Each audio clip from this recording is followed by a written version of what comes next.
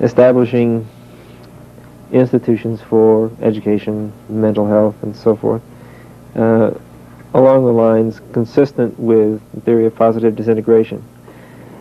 I'm wondering whether you regard institutions that might be established along those lines as a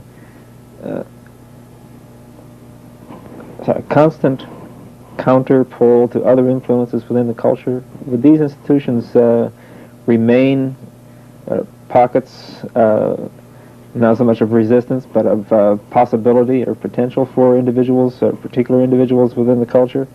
Or do you regard this as the beginning of a more pervasive change in the culture? In other words, would these institutions that you are talking about developing be permanent but limited in scope and offer a constant counterpole, or would they, as you imagine it, gradually pervade the organization of a culture? I think that second. I am for a second understanding of this. This means I think that together with models, hierarchical models for development of individual, we should elaborate models for higher level, much more highly organized institutions, and in the same time by such institutions to create positive infections, and after to create possibility for further development of such institutions in the direction of higher level. After some experience, good experience, positive experience with this concrete level, they should search for higher level of organization of this institution. I'm not sure this was okay. Partial question, okay. Partial answer, yes. Yeah, that helps. But part of the reason for asking the question is that I believe your goals might be considered utopian by some. Utopian in the more or less negative sense of that term, negative in that they may be considered unrealistic. And I was thinking also about the so-called countercultural movement, especially prominent in the late 60s, in which there were explicit utopian endeavors, including communal efforts. Persons within the counterculture, it seems to me, vacillated on whether they were going to remain sort of isolated and a model, perhaps, which others could see and perhaps also choose to adopt at some point in time, or whether they were going to try to have pervasive and extensive impact on the culture at large.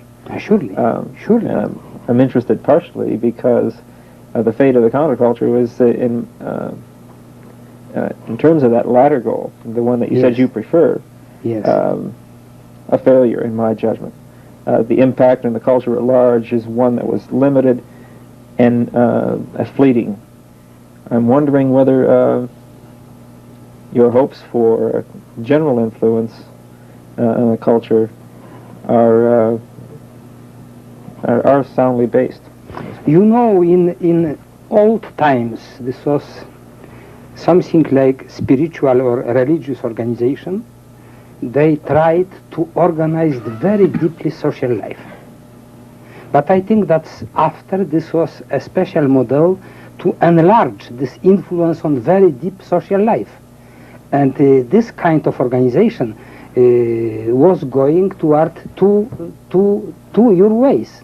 This means from one side to be partially isolated, to build inner life, so-called inner life, and after some experience to enlarge this kind of inner life toward relation with other societies and with many individuals and so on, and through these mediums to, I think, elaborate higher level of institutional life. This means both. And well, excuse me please for one moment. Well, we use term reality or real and so on. In my opinion, like in relation to others phenomena, reality means reality, we can approach reality from the multi-level point of view. This means they are lower realities and higher realities. For instance, Proust or Kafka were people, they were neglected in personal life. They was from time to time ashamed that they do not present a reality function on the low level, but they presented highly realistic attitude and very high function of reality on the highest level. For instance, Proust was systematic, good organizer of his own creativity, a long-time worker, and so on. And Kafka, who was fantasist, he created something like notions and something like, how I can say, something like elaboration of some social attitude which was very real. For instance, discovery in life something like anonymous forces with great precision. This means this is multi-levelness of reality functions, and for me some utopian reality means more real than than the lowest reality, but some with concrete, clear, not cloudy elaboration. Okay. Are you suggesting that the utopian vision that I suggest you have is realistic? Is that Utopian? the nature of your response? What I call as sort of the utopian aspect of your Yes. description, at least for the implications for society. Are you suggesting that you believe it is very realistic and practical? That many utopian are realistic, practical, and necessary for true development of society, of our world. Without this, I cannot see any possibility for development.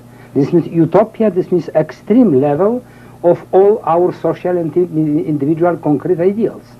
If utopia will be concrete, good elaborated, this is necessary, I think, factor in development. Do you see, excuse me, do you see utopians or utopias as put forward as sacred? I'm thinking here of a distinction, for example, by Eliot between the profane and the sacred, and our society has lost anything that's sacred. And it seems to me as soon as someone puts forward something that is sacred, it is sort of seen as utopian or idealistic or misperceptions or hallucinations or something. Yes. In other words, do we have to return to the view, to the reality that things are sacred in society? I think that sacred is necessary from the point of view of multi-levelness of reality. You should not give something like, well, very complicated description of higher reality to the people who cannot understand this. But this not means that you cannot give with special preparation, adaptation, adjustment, all factors in this secret high level of reality, but some adjusted to levels. Some things will remain secret, yes? Sure. Yeah, right. And with increasing level of development, more will become not secret for people. More will become not sacred. Yes. With increasing levels of Yes, development. surely. I see. So sacredness. Are you then saying that something which is sacred is at a lower level of? No. Never. I'm sorry. Never. That means with increasing of culture of people, some part of secret, if you permit me, science or knowledge, right, okay. will become non-secret. Oh, okay, right. But our perceptions of for example, particular ideals, in the concrete sense of your theory now, they might well become sacred. In other words, things we presently consider to have of no value, let's say our appreciation of our environment is almost profane, or has been, as we're beginning to realize. We no longer view pastoral scenery, for example, as sacred. You know, it has no value to us anymore. So it seems to me that with increasing development, things take on a degree of sacredness as well. I am not sure, because, well, with such a method of education, with such a method of increasing culture, with such a method in psychology, philosophy, pedagogy, and so on, you're right. But with your opinion, I think. But with increasing and complication of methods, this will be possible to reach much more what is now secret. For instance, I think that attitude toward mentally ill, this is something secret and positive in mental illness. Mm-hmm. For instance, now I with all courage, I pronounce my opinion about this, that psychoneurosis is not a sickness. I do not want to express too much. I am not in any, you know, how I can say, I do not think I have some secret, no. But after all, I see in some schizophrenics many richness and many creativity, in some schizophrenics. But, well, this is even more secret than opinion about psychoneurotics. Okay, for instance, I can say that hallucination of many of schizophrenic means something real. Mm-hmm. This is, excuse me, because I never pronounced this. But after all, you ask me, and I think that some of hallucination, like some vision of saints, means that this is possibility for discovery and other reality. If this is clearly perceived, if this is elaborated, if this not harm in any way of organization of everyday life, and you know that many saints was perfect organizers, you know this, Saint Teresa Avila and Saint Francis and so on. Why to speak about illness in relation to visions? Because we have such a biological theories. And but this is something secret. Okay, right. The same you would say of Marcel Proust, who would not understand, who could not do the ordinary things in his life, but who did manage to do many other things. And well, your many so-called normal biological theory will say, well, Proust have any signs of function of reality, because he's neglected and not perceived many things. He's ill, he's strange, he's ill. What kind of conclusions? And now we see that Proust was one of the greatest creator in field of romance and novels and so on and so on. On the lowest level of reality, we are, I think, too much courageous. We see with so great clearness our lower reality that, well, we reject all other explanations. What, okay, the strength of low-level development, it seems to me, is a natural extension of aggressivity or self-preservation. Surely. What at higher levels of development, in order for the type of institutions that we've been talking about to make any breakthrough in our society, where do people at that level obtain their power? And I'm using that word very carefully now, but where does the person with personality development, how does he exercise power in a society like ours?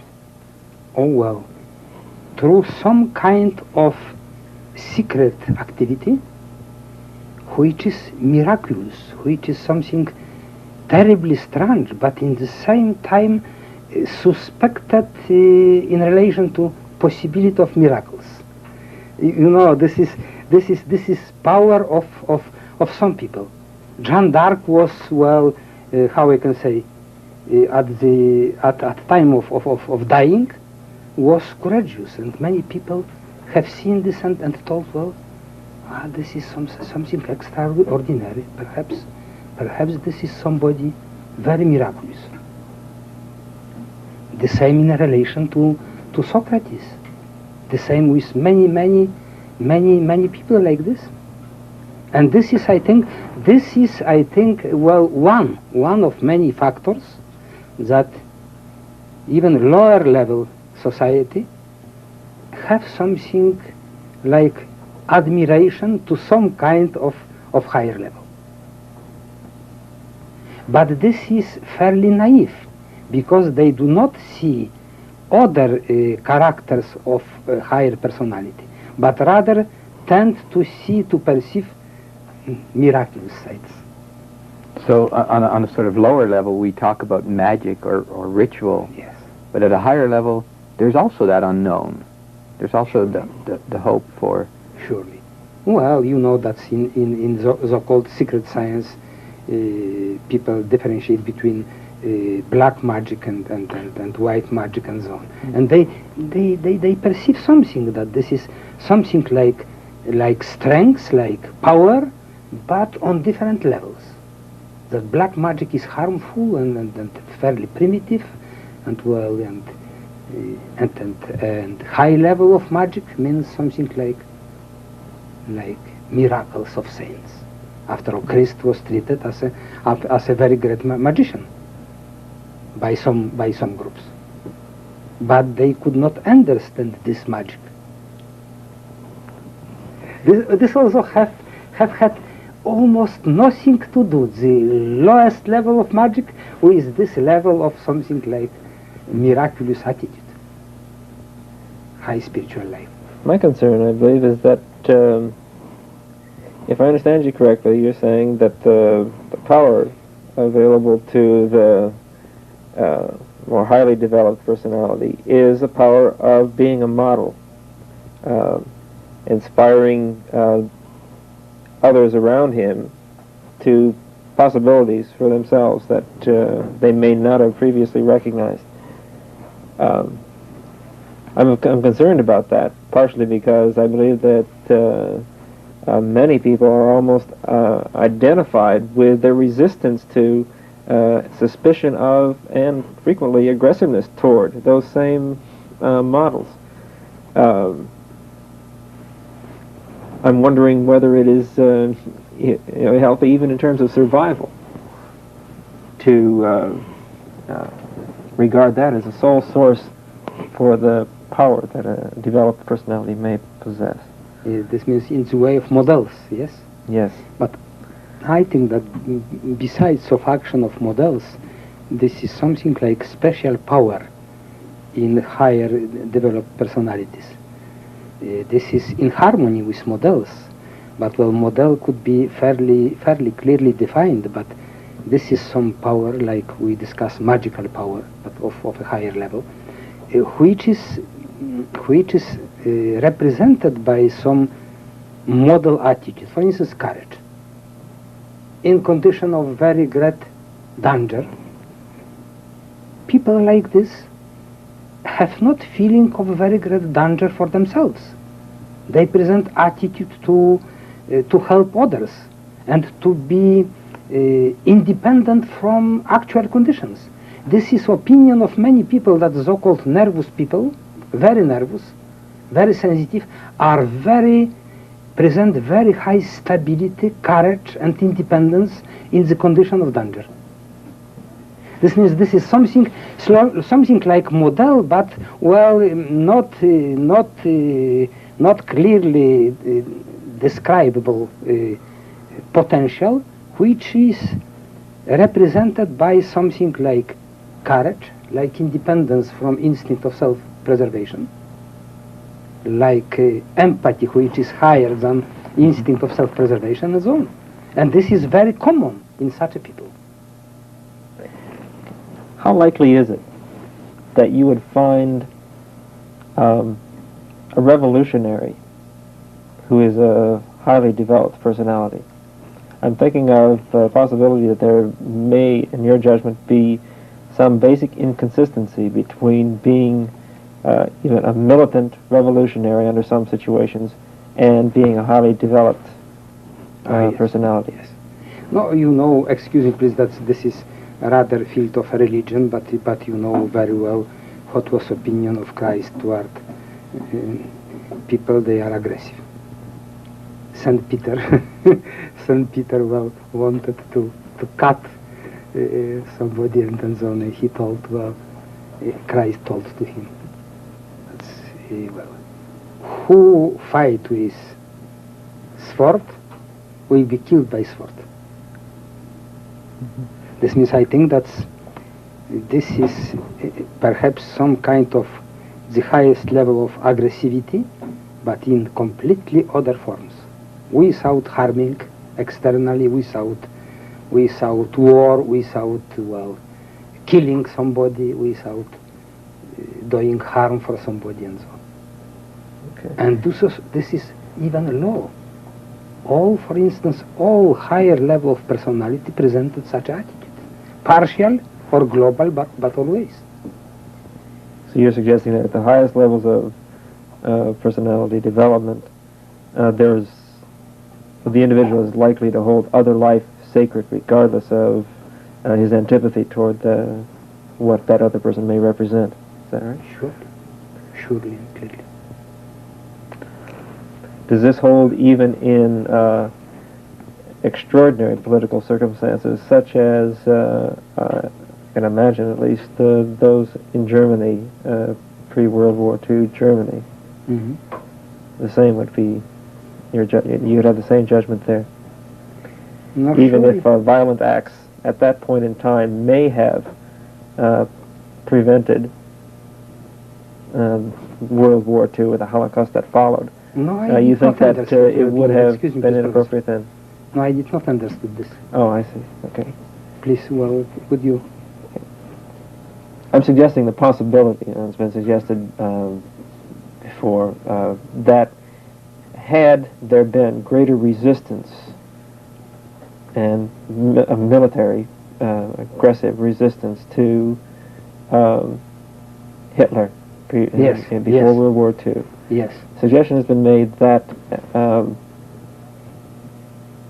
large number of deaths that followed as a result of World War II may not have been necessary. And my question is, would someone of higher levels of development still deem that unnecessary?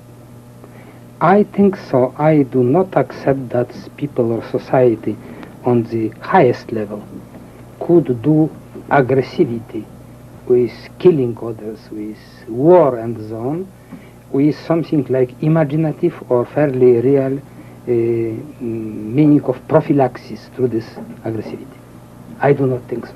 This will be always some mediocre level of politician, mediocre level of army-men and so on, who will do this.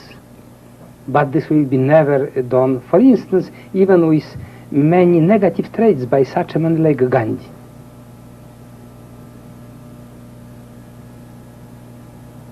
But what I understand now is that you are saying that people of high development or who have great potential for development need, in some sense, protection by or require the service of those people who are not so highly developed in order to maintain their level of development.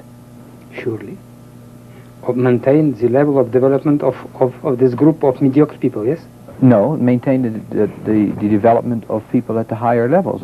Almost in Plato's sense, where you have those who have attained a level of development, yes, and then you have the soldiers surrounding them, making sure that we maintain this group of psychoneurotics. Who surely, but in opinion of such a people on the highest level, the army who protect them is not necessary. You know the name of Ben-Hur. This will be the representative of Israelites who wanted to give help to Christ and to prevent his crucifixion. And Christ did not want this. This is characteristic. This means the highest level of personality will reject even such a prophylaxis and such a help. But perhaps people on the very high level, but not the highest one, they will need something like this. So the people at the highest level of development are likely to accept their own self-sacrifice as Christ. Surely, because, well, this is a religious and theological question, but you know, this is the problem of my kingdom is not from this world. This means that, well, I am so saturated with a higher level of reality that, well, any help in this reality is not necessary for me. This is something from the highest level of people. I'm wondering, you talk about, you know, higher levels of development in individuals. Can we apply fairly those same terms to groups? We talk Sure. about a group or a society that exists at a higher level of development. Sure. We can talk about a group at level 1 and Yes. level 2 and so on. Yes. Well, you see group of murders, of something like the lowest level mafia. We will have this group of psychopaths. They are in very good organization, like a clearly defined psychopathic personality, but in a group. Also, intelligence subordinated to egoistic and instinctual drives. Next, lack of higher level reflectivity, lack of internal conflicts, rather egoistic attitude, rather rigid and stereotype attitude. That's all. This is in such a groups very often. And they have something like a liaison, very high level, if you permit me in quotation mark, between them. This means they feel something like harmony between a group, good organized group of psychopaths, of murder, of criminals and so on. Take Mr. Hoffa from United States. You know what I mean. Teamster. He's out of the prison. And I think people suppose that Nixon permit him to go out. And you know that Robert Kennedy took him in the prison. And somebody supposed that this is not without relation to his death. Well, after all, he have been in mafia. He murdered many people. He was one of the richest men in the United States in such a fields like communication. And well, he presents cynicism, yes? Cynicism. Yes, and well, he had a very good group, very harmonious group with himself. Right. And this is lowest level. You can have second level, uni-level disintegration. I think is in a very great number of parents, of school teachers, of professional men. Not so many in business, in industry. I can say that a higher level of businessmen are localized on the borderline between 1 and 2. Very often on the level 1. A higher group then might be characterized by more dynamism, less unanimity, more of a disintegration, so that they Yes. might grow and develop. Yes, sure. No, for instance, good family life. On a high level of family life, you will never have only authoritarian attitude, only subordination, only directing center on the low level, realized with force and so on and so on. You will have always something like liberalism, like tendency to understand other members of family, not harming others, but to have something like authority coming from understanding of necessity of some authority, not coming from the father or mother, but from the child and from adolescence. This means through persuasion, through discussion and so on and so on. And this will be characteristic with some conflict, hesitations, like in individual. This will be characterized by second level and borderline of 2 and 3. And well, from the level of borderline 2 and 3 and third level, in society, you will see something like crisis, inhibitions, a hierarchization, psychoneurotizations, and so on. But in the same time, something like sensitivity, like empathy toward others, like possibility of sacrifice, like always help, and so on. This will be third level, and well, ideal will be fourth level or fifth. This means in family life, in school, in industry, in business, in political life, you have always such a group. For instance, Dag Hammarskjöld, first Secretary of United Nations. I did not know him. Perhaps I have not chance to know him, but I have heard from many people that he was idealistic man. In the same time with realism and elaboration of many problems. And he was, well, he created with him some group of very homogeneous group with interpersonal good relation like friendship. But he, as you know, some people suspect that he was killed. That this accident in air was prepared. I have not here opinion. I cannot say this was murder, but perhaps. But also good group. With Kennedy and with Lincoln, you have the same. They have had very friendly group with them. I wonder if you would, just to close off this point, if you would be so bold as to characterize North American society in one way or another in terms of what level of development you feel it's at, if that could be done. Well, I am glad to say that American society is slowly increasing, but not so slowly as many individuals and many groups toward higher level.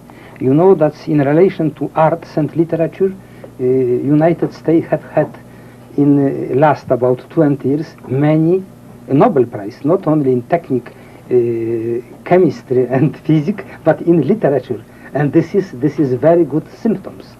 Generally speaking, in the United States, they are a very strong group of psychopaths, rather of small psychopaths with some adaptation. This is not this cruel psychopath who do aggressivity wars and so on, but many small psychopaths, they organize their life and good, with good organization, good American organization, and well. But generally speaking, this is one of terrible error led by some mediocre psychopaths, and even not the highest level of psychopaths, but fairly strong psychopaths, to govern other countries by economic influence.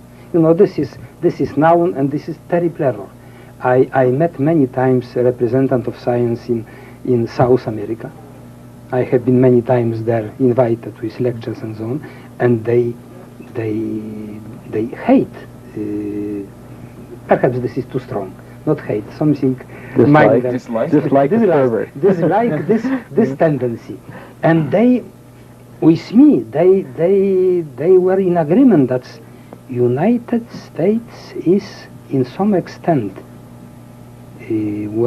have mostly of basis to lead humanity toward higher level of personality, individual and social. But because of this tendency to buy some sympathy through money, by this economic influence, by something like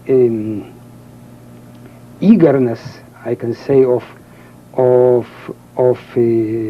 higher American culture, they, I think, committed very great error. Because after all, in family of nations, if we think about somebody who can lead humanity, lead and organize something like large world, we are, I think, I'm not sure, thinking in first line about United States. But I stopped with this thinking for a moment. Well, I cannot see the clear transcendence of egoistic, economical in the term of Spranger type. Well, but I see also many good, positive revolutionary traits. I see this in religious revolutions. I see this in many attitudes of young people. I see even in hippie movement very clear positive traits. And perhaps they present some signs of increasing of true culture in United States. For your question, I can say that people of United States is mostly on the second level of. Okay, as you know, as a society, this is high level. This is high level because we are not speaking about small groups or about individuals, but about society like this. And second level, this is something high. Besides that, United States have, I repeat, very strong group of psychopaths. Your response brings another question to mind. You talked about seeing some hope in terms of movements, religious movements and spiritual movements and the hippie movement and so on. I wonder if you don't think, on the other hand, that these movements are very much geared towards passivity, the elimination of trauma, the elimination of factors which would lead to growth or secondary integration, and in fact, therefore, are really negative movements. Well, I agree with you completely, but I permit me to say that I presented already this problem. This means I differentiate in such groups, positive groups and negative groups. I see very clearly, for instance, in movement of searching for narcotics, mostly negative traits, and I see in hippie, well, half. Well, because they destroy and they not build. Yes, they are rather negative tendency, but I see in many groups of hippies something very positive also. How about Eastern philosophies? For example, transcendental meditation, followers of various Eastern gurus or leaders? Well, with sadness, I can say that I treat mostly of such movements negatively. And influence of such groups are rather superficial here. This will be attitude of meditation, attitude of yoga, marriage in Hindu chapel or in Buddhist chapel, and clothes like Buddhist priests and so on, and dances and so on, but not deep understanding of doctrines. Well, students do not understand what means, for instance, identification with moral principle, or identification with God, or well, what means nirvana or state of absolute identity with cosmos in Zen. They do not understand, and they do not perceive the superficiality. Surely in all those religions they are something very deep, but one-sided. I think we discussed already about something like Buddha metaphysical attitude, yes? Yeah. Well, I was wondering, if taking your therapy situation as a model for communication, after all you referred to your client as a friend or a companion, isn't there a trend today to communicate only via books and via mass communication systems? In other words, it seems to me that, and this gets back to an earlier question that Don asked in terms of modeling, it seems to me that there's a lot of talk about communication and dialogue in our society, but most of the dialogue and most of the communication occurs so impersonally.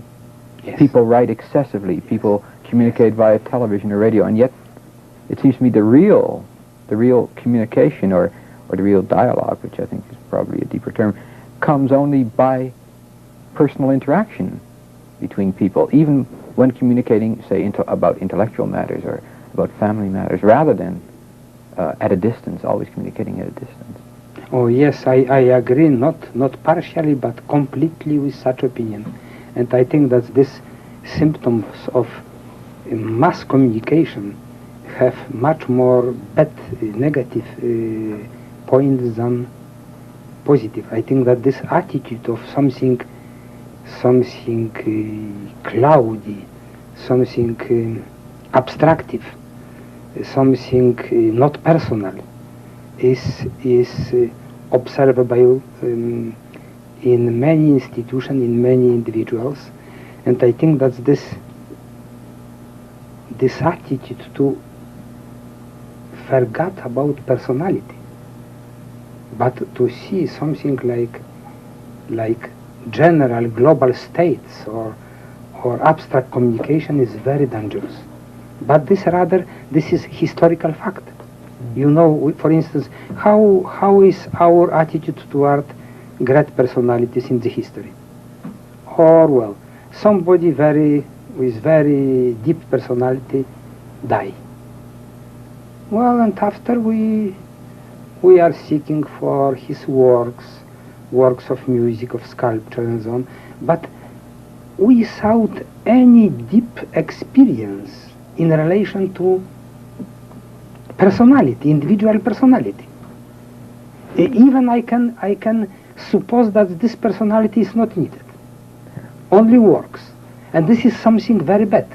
This is, I repeat this is contrary to attitude of Christ, for instance, which was terribly personal. It seems to me also, like in another sense, we tend to reinforce and punish people in our society at a distance. You know, Yes. We pay people via economically, for example, in their paycheck. This is a very impersonal affair. Even children are punished or evaluated at a distance in the school systems. We generally give standardized or very uniform type of exams. Yes, and without ever applying the punishment by personal contact or applying the praise by personal contact. And this is, I come back to this Kafka's discovery, or perhaps a very deep description of automatism and how I can express this anonymity in social life. He very deeply described this as a danger for society.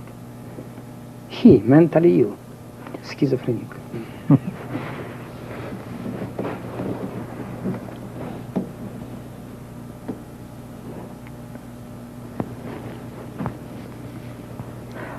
I have a sort of question that's not related to what we've been talking about, I think, directly. But that is, or maybe we have mentioned it, but that the whole process of growth, of development, is has such universal tones.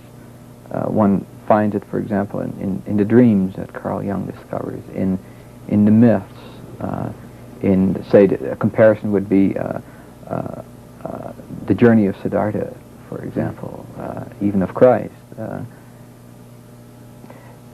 Isn't there sort of the fact that you're dealing with something that universal or analogously universal,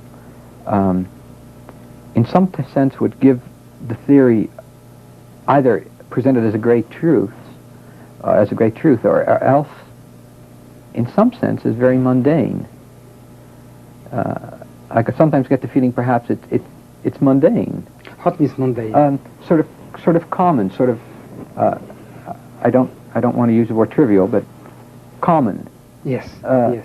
Yes. That we have lost sight of it. You know, it seems to me, in one sense, it should be easily recognizable if only we had what you call prospection and retrospection historically. If we could look back and make history our own history, and also the history of others, and look ahead, then we should see this trend in disillusion and then subsequent growth appear clearly in so many different areas. Why is it we've missed that? Why is it that, say, first of all, why is it we find this kind of resistance, and then secondly, why is it that we've missed that? But I think that this is also a problem, excuse me for such a repetition, of multi-level approach, and you discuss already something very, very interesting.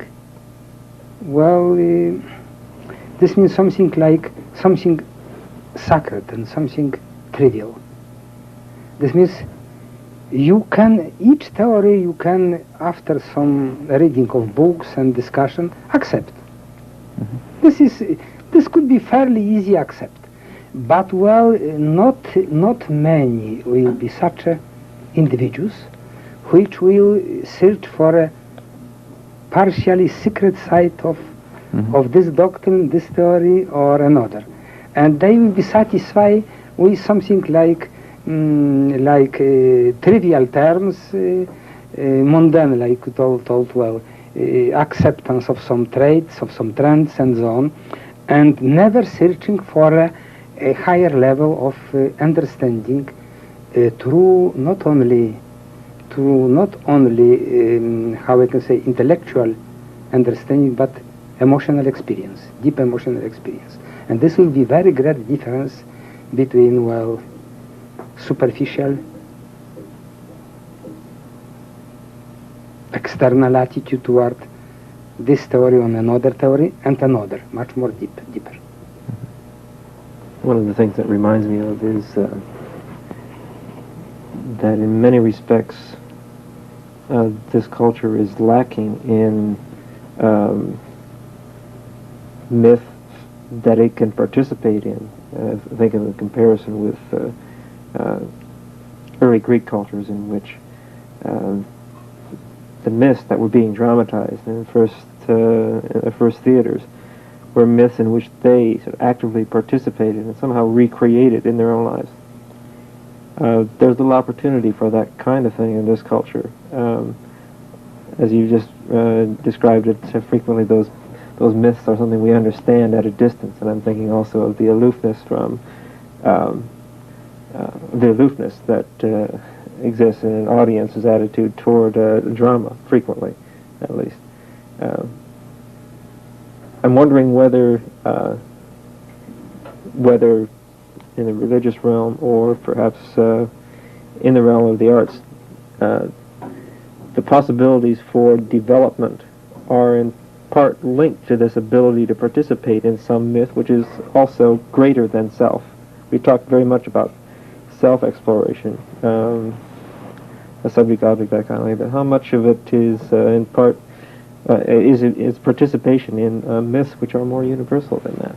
Oh, well, I think that we can accept the dynamism of object-subject and well, in relation to our group, society group. Surely, we can have tendency to identify ourselves with group, to be very friendly, to be the same with them, not rejecting our own individual essence, and even developing this.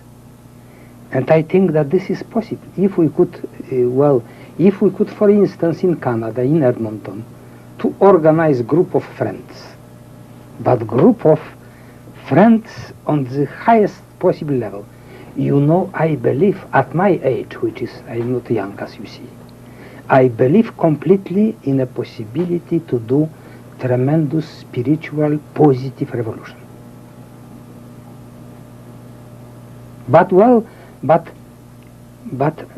And this could be something like group of Socrates, group of Socrates, or of many others, or like group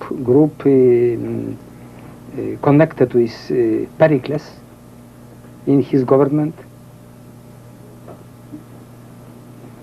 and to do something by development of inner psychic milieu in group, because this exists also, and by positive infection, I repeat, perhaps too many times to much this, we can organize something. But you can say, surely this is utopia, surely, because why?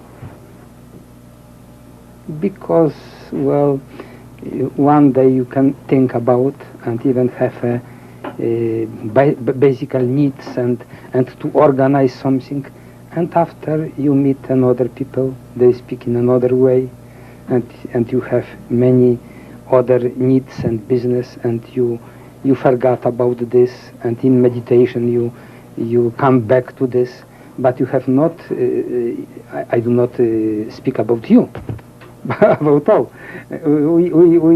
We cannot have sufficient strength to go further, deeper in this way.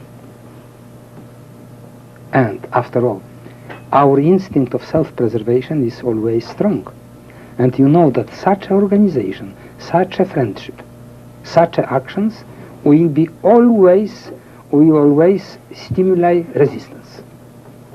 After some weeks, some months, some years, this will be very much more larger group of resistance.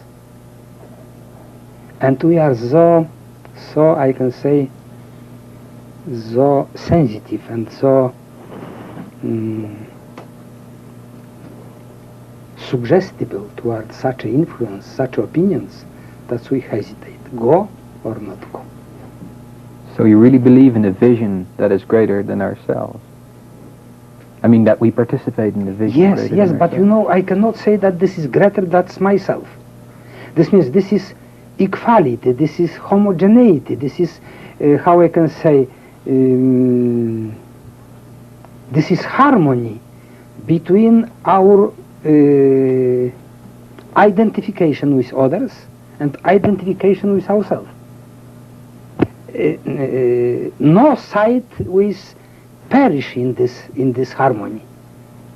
We will treat others like ourselves, and we treat ourselves like somebody stabilized, original, rich, and so on, without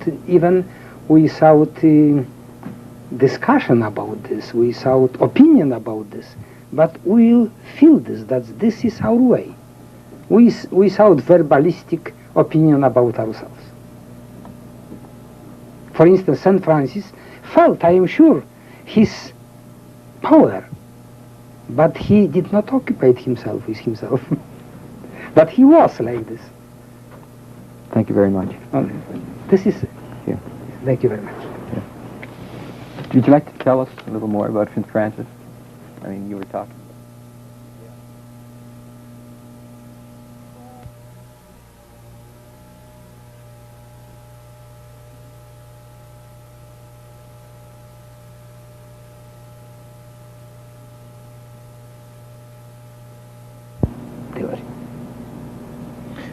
One other question. I've heard some people mentioning your theory that a sort of paragon of second integration would be Jesus Christ as a person who achieved second integration. Is that true? Yes, but this is, you know, this is difficult to discuss such a problem like personality of Jesus Christ. From time to time I speak about this, but perhaps he was on the much more higher level than secondary integration. This means I agree that this could be something like higher level of development than secondary integration. Only from the empirical point of view and until now existing methods and my methods, I cannot reach to understand all such levels. This is possibility. Thank you very much, Dr. Dabrowski. Thank you very much.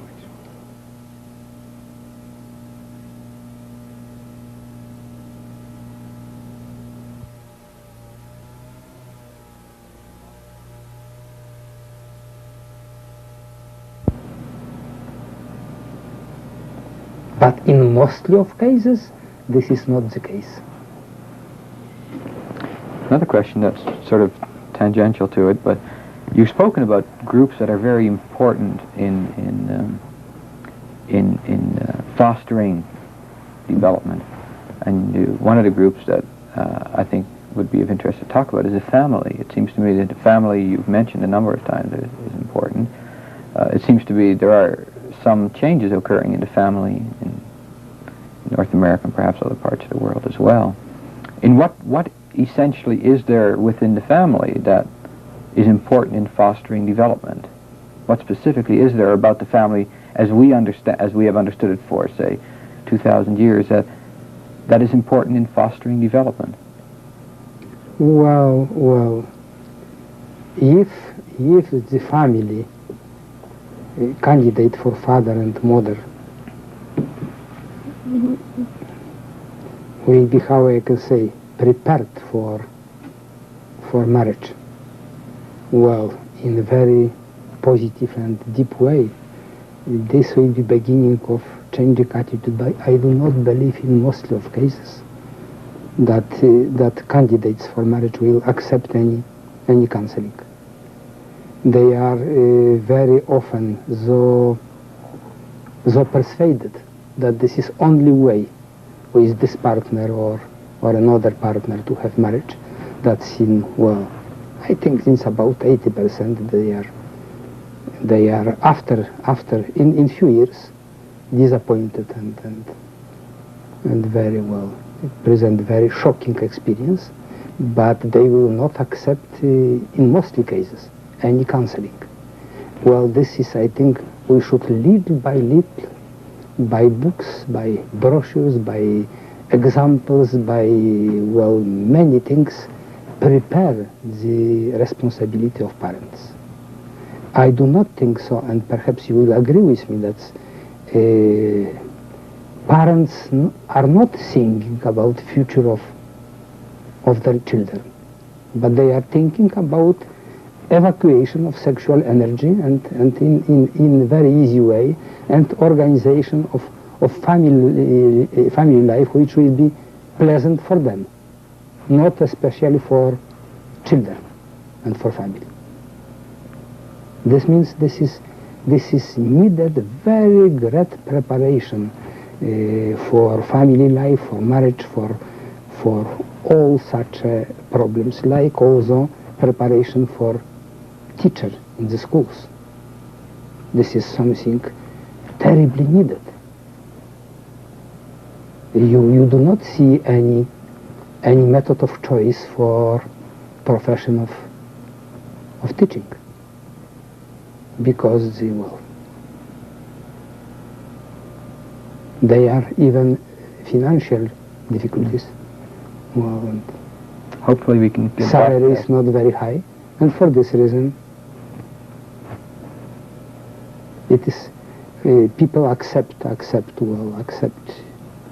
many candidates without any evaluation. This is the future of such attitude. Hopefully you could talk about that tomorrow again. Yes. Thank you very much. Thank you very much, Joseph.